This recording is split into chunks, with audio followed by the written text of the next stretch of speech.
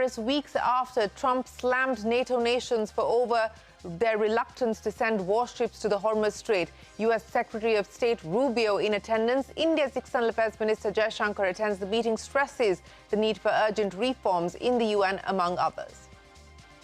IndusInd Bank is in the midst of a clean-up more than a year after a hedging scandal came to light. Sources say the RBI may nudge IndusInd Bank to phase out some of its directors. That's a CNBC TV 18 exclusive. Rapper-turned-politician Balen Shah takes oath as Nepal's youngest prime minister. His 3-year-old Rashtriya Swatantrata Party won a landslide after Gen Z protests toppled the former government last year.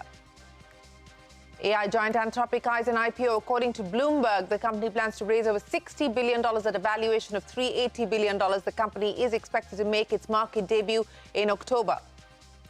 Also on the show, India's fishermen feel the heat as the war in West Asia rages on. Fuel price hikes force fishermen into severe financial burden, leaving livelihoods of thousands of families in choppy waters. A special report coming up.